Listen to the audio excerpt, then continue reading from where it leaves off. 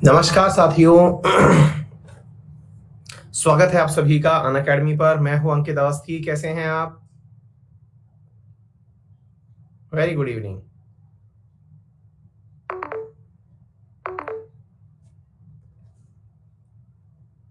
Hopefully आप सभी लोग बहुत अच्छे हैं। विश्वजीत, प्रिया, नबिता, मधुकर, संतोष, कौशिक, विश्व, अखिल,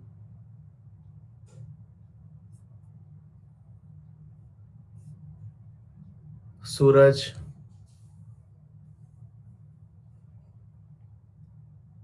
सूरज रॉय। बेटा इसका क्या है, A4 में उपलब्ध करा दूंगा आपको ना, तो जब जो आपको यहाँ से समझ में आ रहा है ना उसको समझते चलें, और कोई भी एक स्टैंडर्ड टेक्स्ट बुक जो भी हो आपके पास उसमें से देखते हुए चलें, और फिर इसका A4 बना करके पूरा की पूरा हम उपलब्ध करा देंगे आपको, है ना। मैं एकदम अच्छा हूँ अभिषेक जहांगीर। ओके, एक दो फनी चीजें भी हुई हैं मेरे साथ आपसे जुड़ने के बाद। समझकर बहुत बार नाम दिया गया है सर। Love you sir. मैं सरस्वती माँ से बिल्कुल भाई, अभिषेक भाई, thank you so much, thank you so much. हो सकता है किसी और अभिषेक के चक्कर में आपको नाम दिया गया हो। Thank you.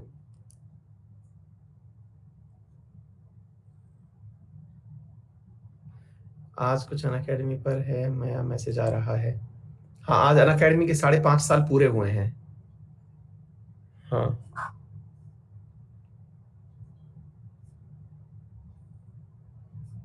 डबल जियोपॉइडी क्या होती है? नमन इसका मतलब होता है भैया, एक व्यक्ति को अगर एक बार सजा हो गई है तो अगली बार आपको उसी दंड की, मतलब उसी का क्राइम के लिए सजा नहीं देंगे। सोकर उठे हैं क्या? अरे नहीं, हमारे बाल थोड़े विकट हो गए हैं।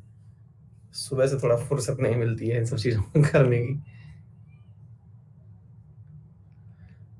आपका बुक कब तक आएगा? जुलाई फर्स्ट वीक में आ जाएगा मोस्ट प्रोबेबली, है ना।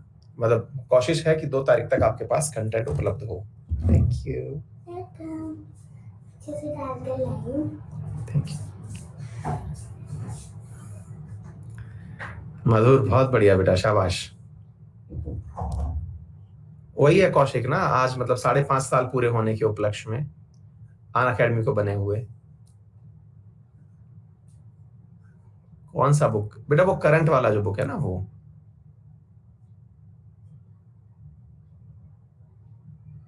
हाँ, ऑनलाइन भी मिलेगा। हाँ, हरिहर बिल्कुल मिलेगा, बिल्कुल बिल्कुल। चल रहा है काम, आप लोगों की सारी चीजों का कलेक्शन किया जा रहा है। दीपांशु, बहुत नॉमिनल, बहुत नॉमिनल, जो मतलब उस प्रोडक्ट को सरवाइव करने के लिए चाहिए हो, कमाने के लिए नहीं, है ना।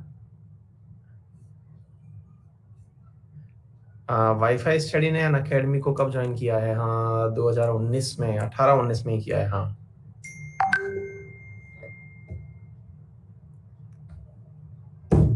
विश्व रंजन रथ का भी डाउट ले लिया जाए। बताइए बेटा, क्या डाउट है आपका?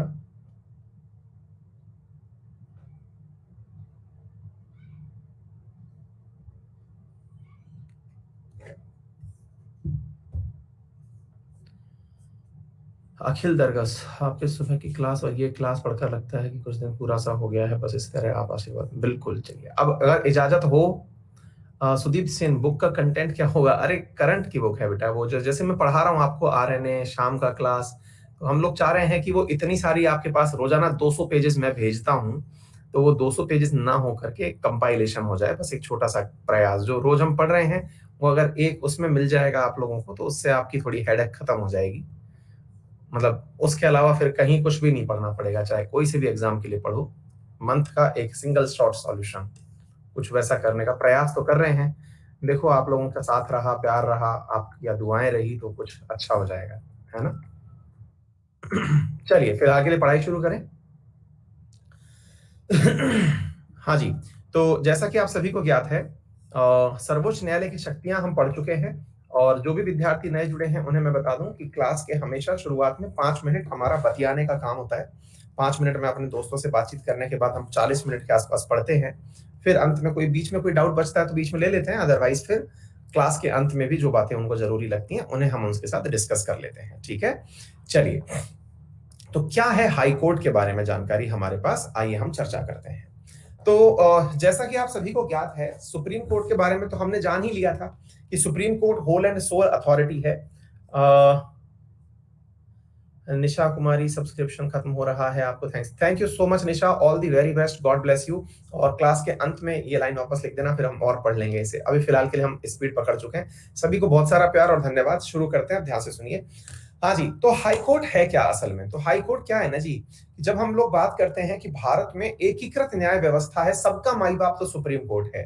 तो जब सबका माई बाप उपस्थित है तो बीच में जो है घर के मुखिया और बनाने की जरूरत क्या थी? इतने सारे मुखिया बनाने की क्या जरूरत थी? तो भाई ऑब्वियस सी बात है, एक व्यक्ति जो देश के अंदर कुल 34 न्यायालय जो है वो 135 करोड़ लोगों का न्याय थोड़ी कर पाएंगे। भाई 135 करोड़ लोग हैं, तरह तरह की परेशानियां हो सकती हैं, तो ऐसी स्थिति में उनका न्याय हो नहीं पाएगा।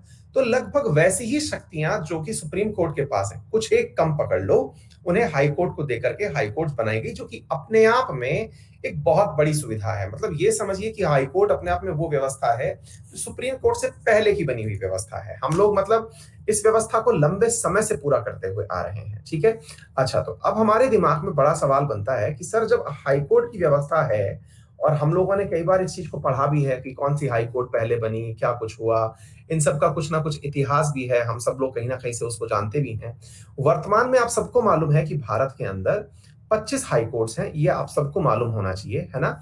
और अगर बात की जाए कि सबसे पहली हाई कोर्ट कौन सी बनी थी, तो आपको ये तथ्य भी मालूम होना चाहिए कि जब रिकमेंडेशन ऑफ लॉ कमीशन हुआ था, आपको मालूम होगा 1858 के अंदर मैकाले जब आया था, तो वो लॉ कमीशन की स्थापना किया, वही वाला मैकाले जिसने किसका निर्माण किया था बच्चों? जिसने कि आईपीसी का निर्माण किया था, है ना।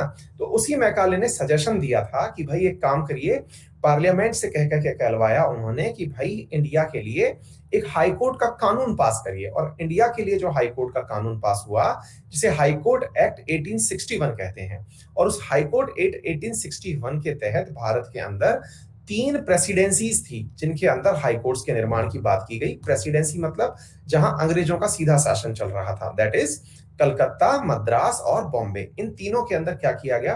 हाई कोर्ट्स का निर्माण किया गया, ठीक है। तो सबसे पहले जो कलकत्ता था उसके चार्टर पर हस्ताक्षर हुए। इसका मतलब जो कलकत्ता वाला जो चार्टर था यानी आदेश पत्र था, उसके अकॉर्डिंग मई 1862 में तो कलकत्ता हाई कोर्ट बन गई। इसके बाद में मद्रास और बॉम्बे के अंदर जून 1862 के अंदर हाई कोर्ट्स की स्थापना हो गई। तो ये वो तथ्यात्मक जानकारी है, रखना चाहो तो मतलब ये वो जानकारी है जो हम करंट भी जब पढ़ा रहे होते हैं तो कहीं ना कहीं इन चीजों को साथ में ऐड कर देते हैं, ठीक है। मतलब ये ऐसी चीज नहीं है कि इसको हम मतलब नहीं पढ़ेंगे तो बहुत गुनाह हो जाएगा। कहीं ना कहीं हम लोग आप लोगों को ये जानकारी दे ही देते हैं, ठीक है। अच्छा, तो साथियों यहाँ पर ये जो हाई कोर्ट्स बनी थी, इन हाई कोर्ट्स को तो हमने पढ़ लिया। रिसेंटली अगर हम बात करें तो भारत में कुल मिलाकर के 25 हाई कोर्ट्स हैं, और जो 25वीं हाई कोर्ट है वो रिसेंट है आंध्र प्रदेश के अंदर, जो कि 1 जनवरी 2019 को बनकर के तैयार हुई। क्लियर है? ठीक है, तो उम्मीद है आप लोगों को ये बात भी समझ में आ गई होगी। अब एक बहुत बड़ा सवाल बनता है कि सर एक बात बताइए, जो हाई कोर्ट है इसके अंदर जजेस की संख्या कितनी होती है? और ये बात तो बहुत ही इंपॉर्टेंट है कि सर एक बात बताएं कि हाई कोर्ट के अंदर, जैसे सुप्रीम कोर्ट के अंदर तो आपने बताया था 33+1, सुप्रीम कोर्ट का 34 हो गया था, तो हाई कोर्ट के अंदर नंबर क्या है ना। एक बहुत बड़ा सवाल बनता है कि सर हाई कोर्ट के अंदर जजेस की संख्या कितनी है? आप लोग सोच के बताएं कितनी है हाई कोर्ट के अंदर जजेस की संख्या?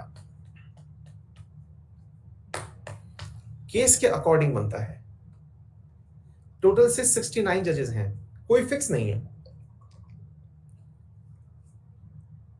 हाँ जी, पॉइंट क्या है जरा ध्यान से सुनिएगा मेरे प्यारे साथियों। भारत में हाई कोर्ट्स के अंदर जजेस की संख्या फिक्स नहीं है, ठीक है ना। ये हाई कोर्ट्स के अंदर आवश्यकता के अनुसार बनाए जाते रहते हैं, जरूरत के आधार पर, रिकमेंडेशंस के आधार पर बनाए जाते रहते हैं। तो ये नंबर जो है वो फिक्स नहीं है। हाँ, एज फिक्स है। हाई कोर्ट का जो जज बनेगा वो 62 साल की उम्र तक ही बनेगा।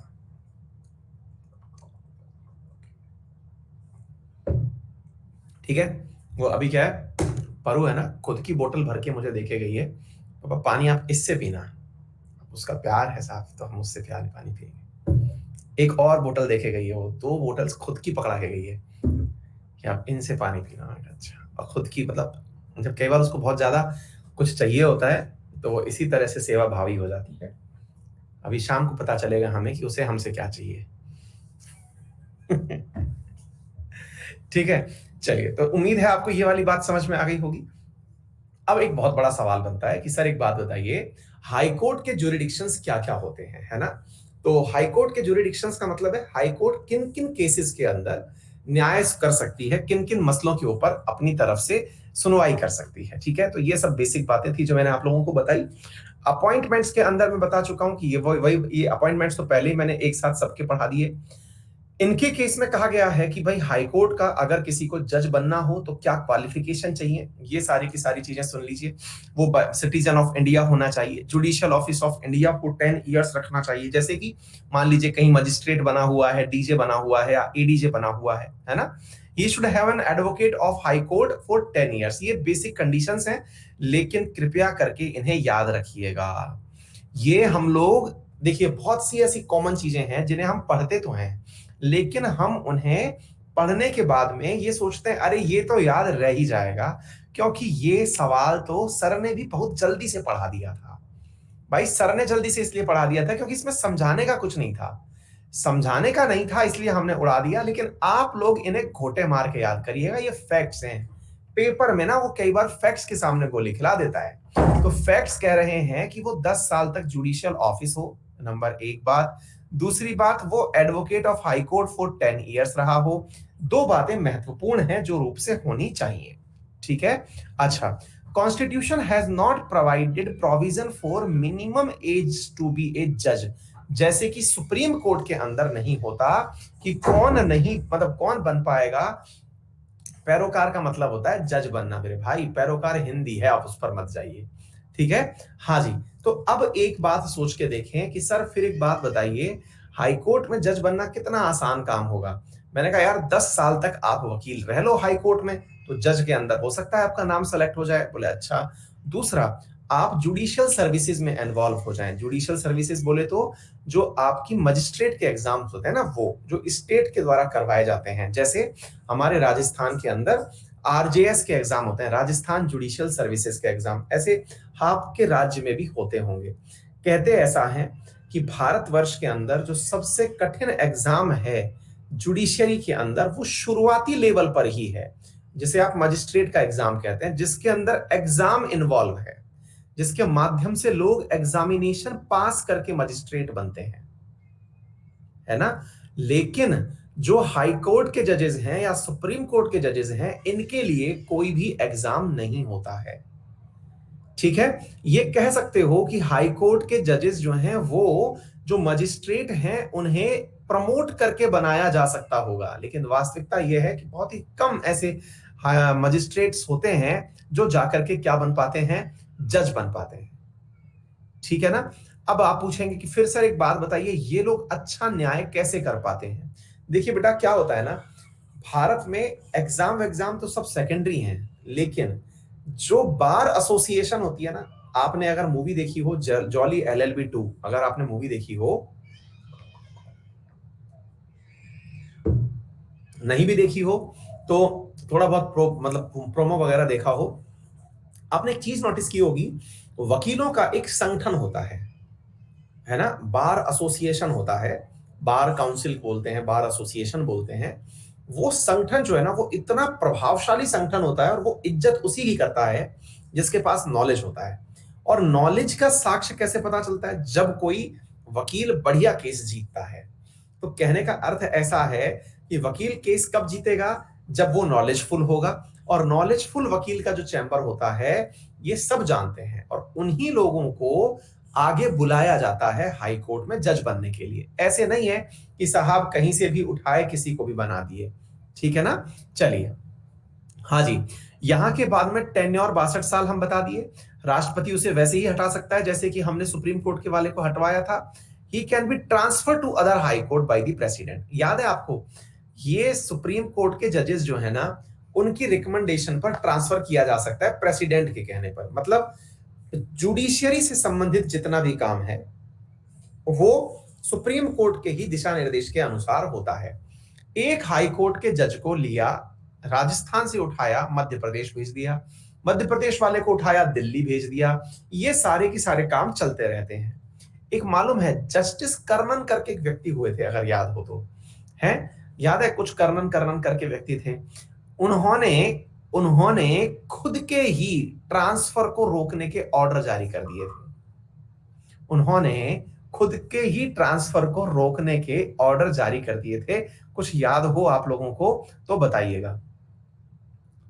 Nisha Kumari, thank you so much बेटा, thank you so much. Last में एक बार और इस चीज को भेज देना, हम और अच्छे से पढ़ लेंगे, है ना। तो वो वाली जो कहानी है, ये असल में प्रेसिडेंट के ऑर्डर होते तो हैं, लेकिन ये कॉलेजियम की रिकमेंडेशन पर होते हैं। और एक जज ने कहा कि जब मैं खुद न्याय दे सकता हूं तो खुद के लिए न्याय कर भी सकता हूं। हालांकि वो गलत था और उन्हें इसकी सजा भी भुगतनी पड़ी, उन्हें जेल भी हुई थी, है ना। तो ये मतलब ठीक है, मतलब ये घटना है। लेकिन फिलहाल के लिए आप इसको समझिए कि इनका ट्रांसफर कौन करता है हाई कोर्ट के जजेस का, तो सुप्रीम कोर्ट के जजेस के रिकमेंडेशंस के ऊपर राष्ट्रपति करता है।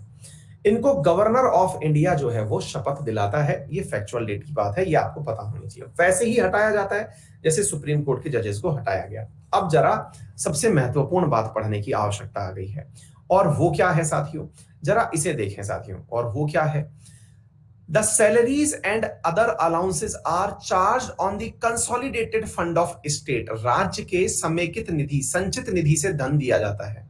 मतलब क्या हुआ, तनख्वाह जो मिलेगी हाई कोर्ट के जजेस को, वो उस राज्य के द्वारा जो टैक्स कलेक्ट करके अकाउंट बनाया गया है उससे मिलेगी।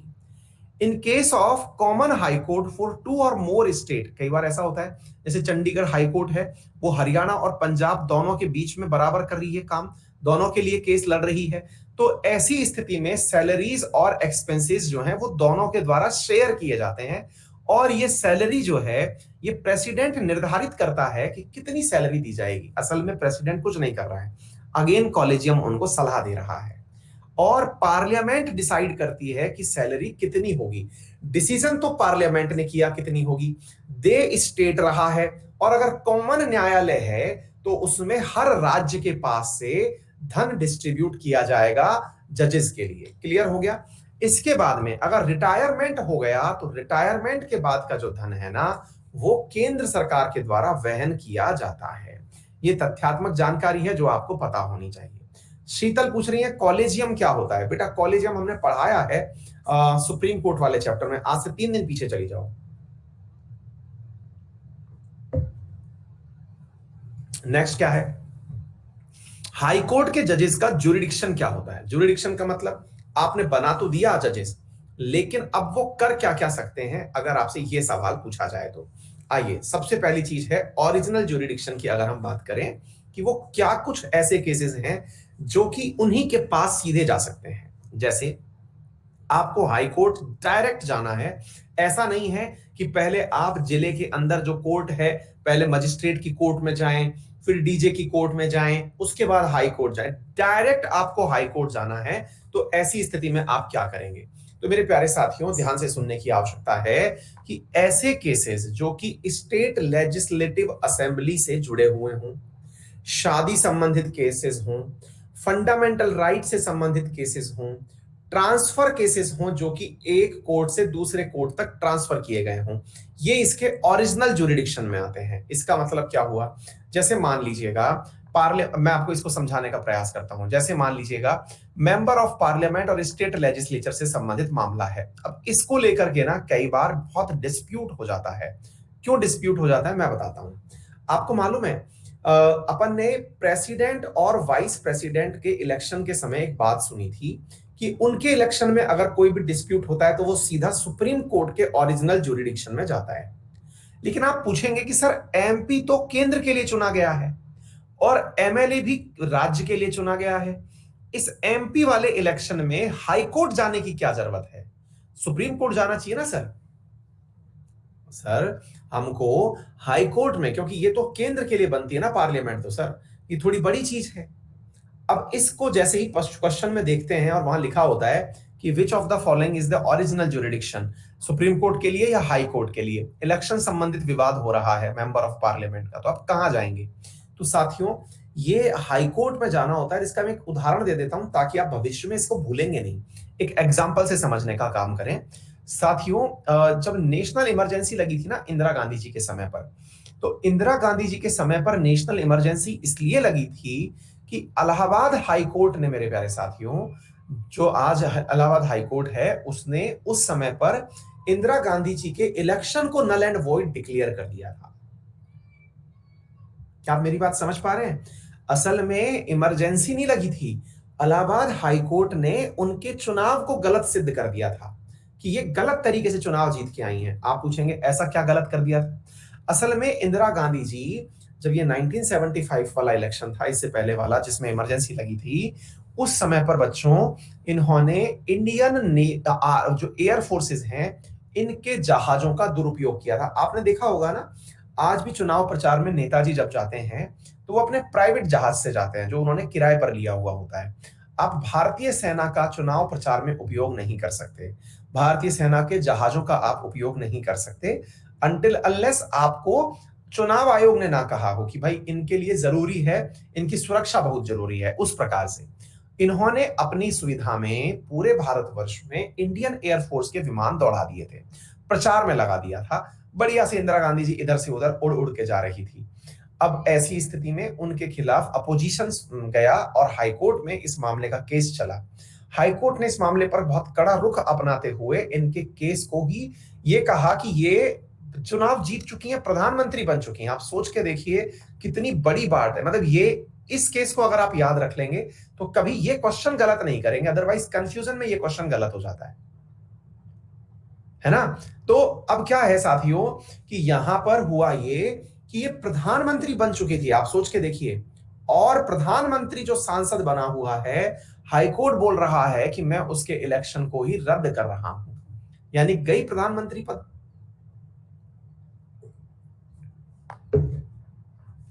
प्रधानमंत्री पद गया, तुरंत इस्तीफा देना होगा। अब आप सोच के देखिए ऐसी स्थिति में इन्होंने क्या किया, इन्होंने क्या किया, इंदिरा गांधी जी ने, ओरिजिनल ज्यूरिडिक्शन था हाई कोर्ट का तो उसने डिसीजन सुनाया। तो साथियों ये तुरंत भाग करके गई सुप्रीम कोर्ट। कैसे चली गई? क्योंकि हाई कोर्ट से आप सुप्रीम कोर्ट जा सकते हो, ये आपका अपीलेट ज्यूरिडिक्शन है। अगर आपको हाई कोर्ट का मामला जो है वो आपको राय पसंद नहीं आई, हाई कोर्ट का डिसीजन पसंद नहीं आया, तो सुप्रीम कोर्ट जा सकते हैं। इसे आप क्या कहते हैं? Appellate jurisdiction of supreme court. आप अपील करने जा सकते हैं, इस मामले में आप अपील कर सकते हैं। अगर आपसे पूछा जाए dispute related to the election of member of parliament is a original jurisdiction of high court और अपीलेट ज्यूरिडिक्शन, तो आंसर है ओरिजिनल ज्यूरिडिक्शन। फिर पूछा जाए in case of supreme court तो it is a appellate jurisdiction of supreme court, यानी कि आप सुप्रीम कोर्ट में अपील करने जा सकते हैं, ओरिजिनली आप नहीं जा सकते। आगे बात समझ में?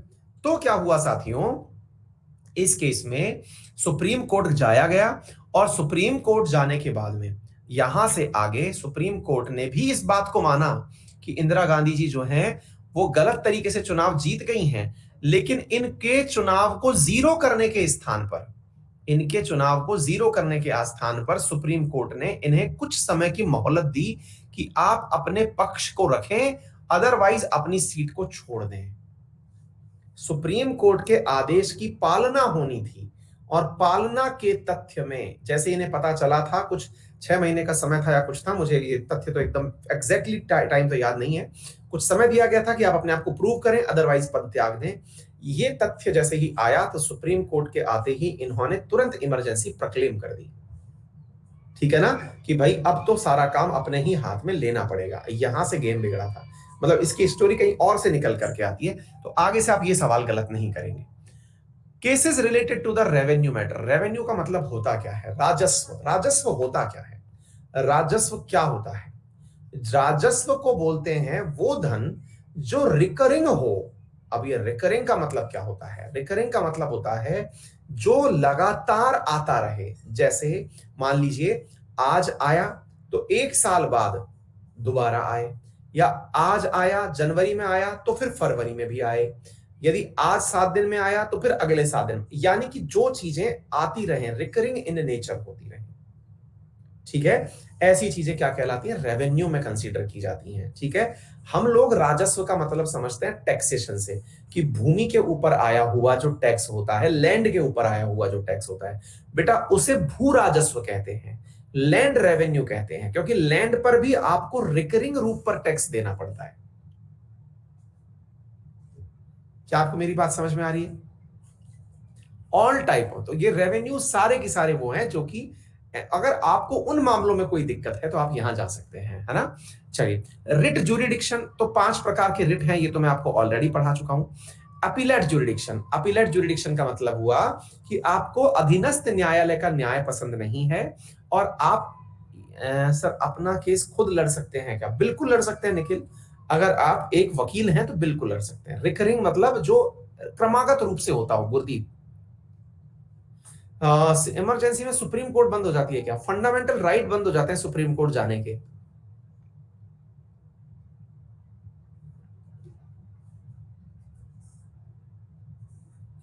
आप सुप्रीम कोर्ट जाने के लिए जा रहे हो और रास्ते में उठा करके आपको अंदर डाल दिया, तो आप कह नहीं पाएंगे कि मैं तो आ रहा था सुप्रीम कोर्ट में, मुझे जाने ही नहीं दिया। हाँ, रिकरिंग मतलब आवर्त, जो क्रमागत हो, आता रहे। फिर इंदिरा गांधी जी का क्या हुआ? इसका मतलब इस बच्ची ने बिल्कुल भी मतलब इंडियन पॉलिटिक पढ़ी ही नहीं है। कौन बच्ची है ये? ऋषिका। बेटा फिर इंदिरा गांधी जी ने इमरजेंसी लगाई, बढ़िया सी इमरजेंसी चली, फिर देश के अंदर से इंदिरा गांधी जी को हटाया गया, फिर जनता पार्टी की सरकार आई, लेकिन देश ने फिर से इंदिरा जी को बहुमत से जिता दिया।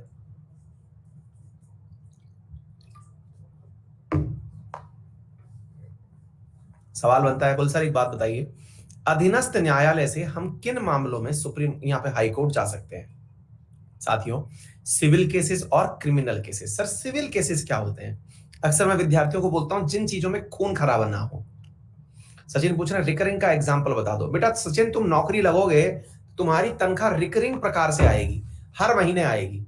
अगर हर महीने की जगह तुम्हारी तनख्वाह रिकरिंग ना हुई, एक ही बार में आई, तो तुम नौकरी छोड़ दोगे। अब आ गई बात समझ में? रिकरिंग ही समझ नहीं आ रहा है इन लोगों को, बताइए। हाँ जी, सिविल जिसमें खून खराबा ना हो वो सिविल केसेस हैं, क्रिमिनल जिसमें खून खराबा हुआ हो वो क्रिमिनल केसेस हैं, शरीर का नुकसान हुआ हो वो क्रिमिनल केसेस हैं। ठीक है, चलिए, सुपरवाइजरी जुरिडिक्शन, एक हाई कोर्ट जो है वो सुप्रिटेंडेंस कर सकती है किसका? हाई कोर्ट का, ओ सॉरी, अपने अधीनस्थ कोर्ट का। जैसे मान लीजिए वो अलवर के अंदर हमारा डिस्ट्रिक्ट जज बैठा हुआ है, डीजे बैठा हुआ है। अब हाई कोर्ट के जज जो हैं वो आकर के चेक करने आ सकते हैं कि यहाँ की न्याय व्यवस्था कैसी चल रही है, ठीक है ना। न्याय व्यवस्था को चेक करने के लिए ये आ सकते हैं, ये सुपरवाइजरी जुरिडिक्शन है। एक कोर्ट ऑफ रिकॉर्ड, ये एक अल्टीमेट चीज है जो हाई कोर्ट को बहुत वैल्यूएबल बना देती है, जो अधीनस्थ कोर्ट के पास नहीं है। अधीनस्थ का मतलब सबऑर्डिनेट, अंशिका। सबऑर्डिनेट का मतलब हुआ, आप मान लीजिए कि डीएम साहिबा बनती हैं तो एडीएम आपका अधीनस्थ होगा। अगर आप प्रिंसिपल बनती हैं तो वाइस प्रिंसिपल आपका अधीनस्थ होगा। अगर आप सीनियर टीचर बनती हैं तो जूनियर टीचर आपका वो होगा, अधीनस्थ होगा, है ना। आपसे जस्ट नीचे एक पद वाला व्यक्ति, ठीक है। हाँ, तो कल भी अगर आपको याद हो तो मैंने कल कोर्ट ऑफ रिकॉर्ड बताया था, मैंने आपको वकीलों के चैम्बर दिखाए थे, तो तब तो आपको ये बात सुनकर के मजा आया था कि सर ये तो बहुत अच्छी बात थी, सुप्रीम कोर्ट का मामला है, आपने याद कर लिया था। लेकिन इंपॉर्टेंट और इंटरेस्टिंग ये है कि हाई कोर्ट के डिसीजन भी कोर्ट ऑफ रिकॉर्ड होते हैं। कुछ याद आ रहा है? मतलब अगर इलाहाबाद हाई कोर्ट ने डिसीजन दिया तो राजस्थान हाई कोर्ट में उस फैसले की प्रति को पेश किया जा सकता है कि सर देखिए, भारत का एक कोर्ट ऑलरेडी इस केस पर यह निर्णय दे चुका है, जैसे सुप्रीम कोर्ट के अंदर हुआ था। तो अब आप सोच के देख लो कि 25 तो हाई कोर्ट है अपने यहां पर, एक सुप्रीम कोर्ट है, और इनके पास में कितने ही केसेस ऐसे होते होंगे जिनको कि कोई भी रेफरेंस में यूज करना चाहता होगा, है ना। तो ऐसी स्थिति में क्या होगा कि आप सोच के देख लो, वकीलों के चैम्बर हर साल कितने भर जाएंगे। ठीक है। अच्छा, तो उम्मीद है आप लोगों को ये वाली बात समझ में आ गई। जुडिशियल रिव्यू बिल्कुल वैसे ही जैसे केंद्र सरकार के द्वारा बनाए गए किसी भी कानून का सर्वे कर सकता है कौन, सुप्रीम कोर्ट, ऐसे ही राज्य सरकार के द्वारा बनाए गए किसी भी लॉ का जुडिशियल रिव्यू कर सकता है कौन, हाई कोर्ट। बोले कैसे सर, ये कैसे होता है? हाँ, अब एक अनीश आर्य पूछ रहे हैं सर उनको कैसे पता होगा कि कौन से कोर्ट ने कौन सा डिसीजन दिया? बहुत बढ़िया सवाल है ये काम हाई कोर्ट के जज को नहीं करना है, ये वकीलों को करना है। आपने कई बार सुना होगा ना, एक वकील साहब के चैम्बर में 10-10 जूनियर काम कर रहे हैं, 15-15 जूनियर काम कर रहे हैं, है ना?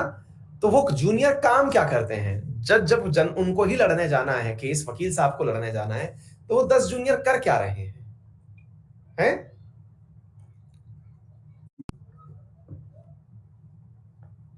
आपको मालूम होगा ना, आजकल भारत सरकार एक काम और कर रही है, जितनी भी हाई कोर्ट्स हैं उन्हें ऑनलाइन कर दे रही है। ऑनलाइन कर दे रही है का मतलब हुआ जितने भी केसेस हैं उनको आप ऑनलाइन निकाल सकते हैं। आ गई बात समझ में? आपको कोई सा भी केस का रेफरेंस डालना है, लेट से आपने क्रिमिनल केस देखा, तो आपने देखा अच्छा इसमें भी ये होता है, इसमें क्या करते हैं, देखिए आपको मैं बताता हूं, ये तो कुछ भी नहीं है, और थोड़ा बड़ा काम बताते हैं आपको। मान लीजिए आप एक रिसर्चर हैं, है ना? ध्यान से सुनिए, आप जैसे मान लीजिए कि एक रिसर्चर हैं, बहुत अच्छे आप रिसर्च करना चाहते हैं। अब आपको क्या मालूम कि आप जिस विषय पर रिसर्च कर रहे हैं किसी ने उस पर पहले से कोई रिसर्च कर रखी है क्या? दोबारा सुनिए, मान लीजिए कि आपको लगता है कि मैं आज है ना चींटी के पांव गिनूंगा या मैं खोपड़ी के बाल गिनूंगा, और खोपड़ी के बाल गिनने की आपने कसम खा ली। अब खोपड़ी के बाल गिनने की कसम खाई और आपने कहा मैं दुनिया में रिकॉर्ड बनाऊंगा, तो भाई इसका मतलब तो आप या तो अनभिज्ञ हैं या फिर आप पहले व्यक्ति हैं। पता चले कि आपने जब ये काम किया और आप दुनिया में ढिंडोरा पीटने लगे कि मैंने तो बाल गिन लिए, तब लोगों ने कहा अरे सुन इतने लोग पहले से गिन के बैठे हुए हैं, आप पता कैसे लगाएंगे? तो ऐसी स्थिति में साथियों साइंस में भी कोर्ट ऑन रिकॉर्ड की तरह से वेबसाइट्स होती हैं, जैसे साइंस डायरेक्ट नामक एक वेबसाइट है जिस पर आप कोई भी विषय डालकर सर्च करें कि इस विषय में कोई रिसर्च बताओ, तो वो सारे की सारे रिसर्च पेपर निकाल के दिखा देगी कि ऑलरेडी साहब इतनी रिसर्च इस विषय पर हो रखी है, साइंस डायरेक्ट नाम से, है ना? ऐसे ही कोर्ट के केस में है। अगर आपने डाला कि क्रिमिनल केस में कि भाई मान लीजिएगा कि साहब किसी को रास्ते में जाते समय पीटा गया और उसकी संपत्ति लूट ली गई, तो ये एक धारा बन गई, इस धारा के तहत कोर्ट रिकॉर्ड चेक किए जाएं, तो धारा लिखी आपने आईपीसी की, तुरंत हाई कोर्ट ऑनलाइन जो है उसने निकाल के दे दिया कि ये देखिए ये चीज थी। फिर जिन जिन फैसलों को मैक्सिमम टाइम साइट किया गया है, साइट का मतलब क्या होता है, मान लीजिए कि एक वकील ने अपने एक फैसले को किसी एक हाई कोर्ट के अंदर पेश किया तो उसने जितनी ज्यादा बार उस फैसले का उपयोग किया होगा वो साइटेशन कहलाता है, रेफरेंस जिनका लिया गया होगा। जैसे मान लीजिए आपने अभी केशवानंद, जैसे अपन इंदिरा साहनी केस कहते हैं, इंदिरा साहनी केस का उपयोग जाने कितनी ही बार भारत में हुआ होगा, हर जगह जहां जहां आरक्षण का मसला लगा तुरंत इंदिरा साहनी केस रेफरेंस में लगा दिया गया। तो ये इंदिरा साहनी केस का मैक्सिमम साइटेशन है। आ गई बात समझ में? अब क्लियर हो गया है ना? तो ऐसे होता है साथियों। तो ये सारे काम जुडिशियल रिव्यू के नाम पर मैंने आपको बता दिया, कोर्ट ऑन रिकॉर्ड के नाम पर बता दिया। जुडिशियल रिव्यू का मतलब जब राज्य कानून बनाए, राज्य कानून किस चीज पर बनाता है? राज्य कानून बनाता है बच्चों राज्य की जो विषय सूची है, यानी कि स्टेट लिस्ट जो है ना उसके ऊपर। ठीक है सर, डिस्ट्रिक्ट कोर्ट के कोर्ट ऑफ रिकॉर्ड भी रखे जाते हैं? नहीं शिवांग, डिस्ट्रिक्ट कोर्ट के कोर्ट ऑफ रिकॉर्ड नहीं रखे जाते, केवल हाई कोर्ट और सुप्रीम कोर्ट के ही रखे जाते हैं। ठीक है बेटा? हाँ जी।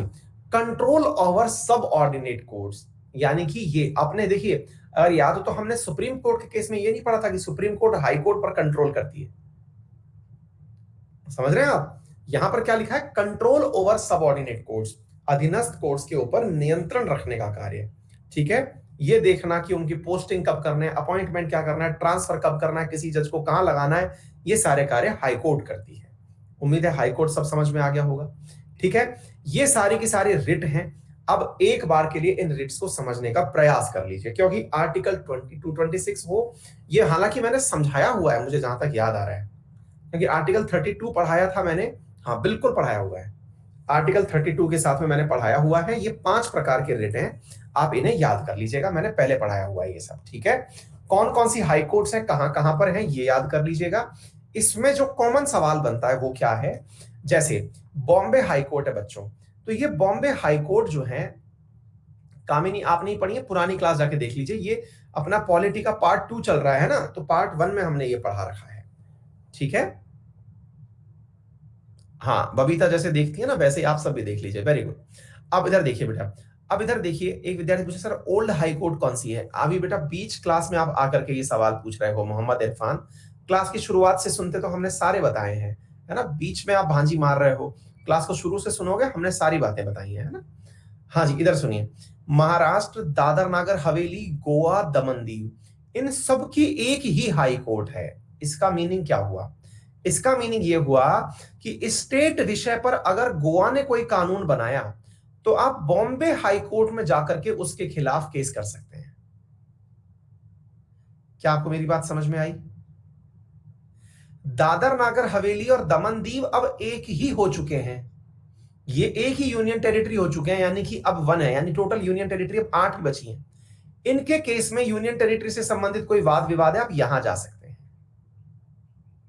क्या आपको मेरी बात समझ में आ गई? क्लियर? अगर यहां इसके जो हाई कोर्ट के जजेस हैं उनकी तनख्वाह इन तीनों से निकल के आती है। क्लियर हो गई?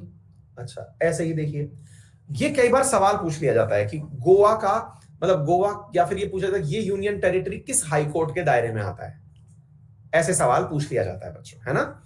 कोलकाता, कोलकाता वेस्ट बंगाल और अंडमान निकोबार, कोलकाता हो गया। मद्रास तमिलनाडु और पौंडीचेरी, अब ये यूनियन टेरिटरी वाला जो राग है ना, ये याद रखना। कई बार गलती क्या हो जाती है कि हम लोग अंडमान निकोबार को देख करके तमिलनाडु वाली जो चेन्नई हाई कोर्ट है ना, मद्रास हाई कोर्ट जो है, उसको दिमाग में लगा लेते हैं। मतलब समझ गए आप लोग कि भाई अंडमान निकोबार जो है वो बंगाल की खाड़ी में है और वो मद्रास के सामने है। हम लोग अक्सर ये गलती कर जाते हैं कि कोलकाता है या फिर चेन्नई है। आ गई बात समझ में? क्योंकि हमने ये पढ़ा भी है कि मद्रास से होकर के एक केबल भी डाली गई है, तो हम केबल की बहाने में फंस जाते हैं कि नजदीक तो केबल है, ठीक है। हाँ जी, मद्रास के अधीन कौन सा आ रहा है, मद्रास की जो मतलब बेंच कहां पर है, चेन्नई, मद्रास नाम है। हाँ एक चीज और जान लीजिएगा, देखिए बॉम्बे, मुंबई, कोलकाता, कोलकाता, मद्रास, चेन्नई, शहरों के नाम भले ही बदल गए हों, इलाहाबाद भले ही प्रयागराज हो गया हो, लेकिन हाईकोर्ट्स के नाम नहीं बदले हैं। आप उत्तर प्रदेश के हाईकोर्ट का नाम प्रयागराज नहीं कहेंगे, कोर्ट का नाम आज भी इलाहाबाद ही है, इलाहाबाद हाईकोर्ट, है ना। ये कई बार कंफ्यूजन हो जाता है, ठीक है बेटा। उत्तर प्रदेश का बता दिया। बेंचेस का मतलब क्या होता है, बेंचेस का मतलब ये होता है बच्चों, जैसे मान लीजिए क्या कहते हैं अपने, जैसे राजस्थान है ना, देश का सबसे बड़ा राज्य है क्षेत्रफल के आधार पर। अब मान लीजिए वेस्ट राजस्थान से किसी को केस करने के लिए आना है, तो जयपुर आएगा तो उसका बहुत तो पैसा खर्च होगा, बहुत ज्यादा उसको व्यवस्थाएं करनी पड़ेंगी। ऐसी स्थिति में राजस्थान को पूर्व और पश्चिम 2 भागों में डिस्ट्रीब्यूट कर दिया, तो जयपुर और जोधपुर 2 ब्रांचेस हो गई। तो हाईकोर्ट ओरिजिनली तो जोधपुर में है, जयपुर में उसकी ब्रांच डाल दी गई। ये जो ब्रांच होती है ना, ये बेंच कहलाती है। आ गई बात समझ में? ऐसे ही इलाहाबाद में है लेकिन लखनऊ में उसकी बेंच डाल दी गई, ठीक है, ताकि उस एरिया में, अब जैसे जो कोलकाता वाली है उसकी ब्रांच पोर्ट ब्लेयर में डाल दी गई ताकि वहीं की वहीं काम हो जाए, ठीक है। कर्नाटका वाली बेंगलुरु में, पटना पटना, श्रीनगर ये हमने बता दिया। गुवाहाटी, अब ये बहुत बार सवाल पूछा गया है, कौन कौन से राज्य इसके क्षेत्राधिकार में, आसाम, नागालैंड, मिजोरम, अरुणाचल प्रदेश। याद कर लेना बच्चों, ये फैक्चुअल डेटा है, मेरे को याद नहीं करना है, आप याद करें, है ना। उड़ीसा वाली कटक, राजस्थान वाली जोधपुर में, मध्य प्रदेश की जबलपुर में, है ना। केरल वाली लक्षद्वीप, केरल और लक्षद्वीप जो है वो एर्नाकुलम में, है ना। ये आप लोगों को याद करना है, अहमदाबाद, दिल्ली, शिमला, ये याद करना है बच्चों, ठीक है। ये सारे की सारी, और आंध्र प्रदेश वाली जो लेटेस्ट है ये अमरावती में है, ठीक है। यहां तक किसी को भी कोई दिक्कत हो तो बताएं। All clear? ठीक है। अब अधीनस्थ न्यायालय की बात करते हैं, सबऑर्डिनेट कोर्ट। सबऑर्डिनेट कोर्ट का मतलब क्या हुआ? वो कोर्ट्स जो जिले के अंदर उपस्थित होती हैं। जैसे सामान्यतया राज्य के एक तरह से कैपिटल में तो कौन सी उपस्थित हुई? High court. सामान्यतया, हमेशा ऐसा नहीं होता है। देश की राजधानी में कौन हुई? Supreme court. तो जिले में कौन सी हुई? तो डिस्ट्रिक्ट कोर्ट हुई। ये कोर्ट डिस्ट्रिक्ट में ही उपस्थित होती है, तो डिस्ट्रिक्ट कोर्ट कहलाती है। ठीक है, तो आर्टिकल 233 से 237 के बीच में कॉन्स्टिट्यूशन में सबऑर्डिनेट कोर्ट्स का नाम लिखा है। सब इन्हें सबऑर्डिनेट क्यों कहते हैं? क्योंकि ये हाई कोर्ट से नीचे ही होती हैं। डिस्ट्रिक्ट कोर्ट्स और subordinate courts are the subordinate to the high court. District courts are established according to the population distribution of district and state. ठीक है, पॉपुलेशन के हिसाब से डिस्ट्रिक्ट कोर्ट्स बनाई गई। ये सिविल और क्रिमिनल दोनों प्रकार के मामलों को देखरेख करती हैं। Law declared by the district court is applicable to the all subordinate courts. मतलब क्या हुआ कि अगर कोई भी लॉ डिक्लेयर किया गया है, मान लीजिए कि आज अलवर की डीजे को ये कानून मानना है कि भाई उसने इस धारा के तहत मृत्यु दंड की सजा देनी है, तो ऐसा नहीं है कि वो अलवर वाले के लिए होगा, उस राज्य के अंदर जितनी भी डिस्ट्रिक्ट कोर्ट्स हैं वो सब चीजें होंगी, है ना। अच्छा, बच्चे पूछ रहे हैं सर क्या सबके पॉपुलेशन का क्या मतलब है? पॉपुलेशन का मतलब ये है कि अगर हाई कोर्ट को लगता है कि इस राज्य की जनसंख्या पर्याप्त नहीं है कि यहां पर डिस्ट्रिक्ट कोर्ट बनाई जाए, तो वह मजिस्ट्रेट की कोर्ट भी बनाई जा सकती है। फिर आप पूछेंगे फिर मजिस्ट्रेट की कोर्ट में और डिस्ट्रिक्ट कोर्ट में क्या अंतर है? अगर आप तहसील लेवल पर कभी गए हो तो वहां मजिस्ट्रेट की कोर्ट होती है। मजिस्ट्रेट का मतलब एक जो आरजेएस अधिकारी बैठता है सबसे पहले वो मजिस्ट्रेट होता है, फिर वो तहसील लेवल से निकल करके जिले लेवल पर, ये कन्फर्म मतलब वो नहीं है कि तहसीलों में ही होता है, हो सकता है किसी ब्लॉक में हो, किसी तालुका में हो, लेकिन सबसे सबसे पहले जहां आप न्यायालय जा सकें। अब आप पूछेंगे सर जिले में ही क्यों नहीं बना देते? इसके पीछे रीजन है बेटा, आपको आपने याद याद किया होगा ना, हमने कहा है कि अगर किसी व्यक्ति को गिरफ्तार किया गया है तो उसे 24 घंटे के अंदर मजिस्ट्रेट के सामने उपस्थित करना होता है। आ गई बात समझ में? तो मजिस्ट्रेट अगर मान लीजिए डिस्ट्रिक्ट में बैठे और डिस्ट्रिक्ट बहुत बड़ी है तो पता चल रहा है कि साहब पुलिस के पास संसाधन ही नहीं है उसको वहां तक ले जाने के। आ गई बात समझ में? तो ऐसी स्थिति के अंदर कोर्ट्स जो हैं वो सामान्यतया जहां जहां पुलिस थाने हैं उनके आसपास होती ही हैं। गाड़ी पलट जाए यूपी जैसी जगह हो तो, है ना। हाँ जी, तो जजेस के लिए क्या क्या है? वो सिटीजन ऑफ इंडिया होने चाहिए। Advocate should be at least practice for the 7 years.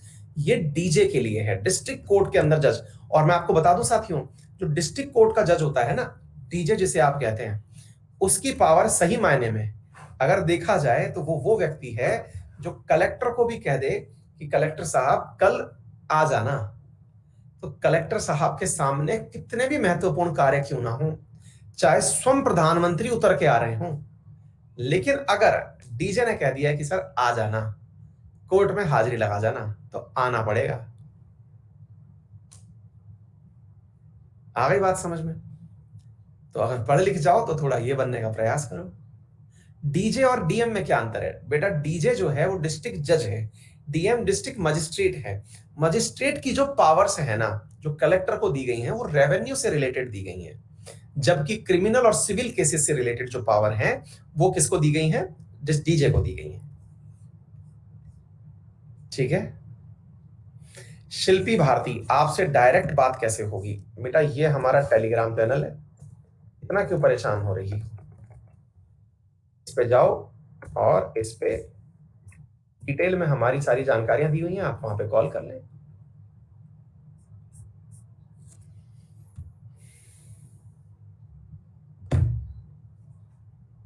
ठीक है, कोई टेक्स्ट बुक यार एक आती है, मैंने बताया था परीक्षा वाणी प्रकाशन की किताब आती है हिंदी मीडियम वालों के लिए, इंग्लिश में आती है या नहीं आती मुझे नहीं पता है ना। वो किताब पढ़ सकते हैं। बाकी तो मतलब क्या कहते हैं उसको, लक्ष्मीकांत तो सभी पढ़ ही रहे हैं।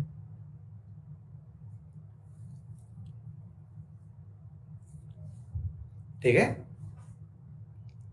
7:30 बजे का बर्निंग इशू क्या है? रशिया के पास डॉलर खत्म हो गए।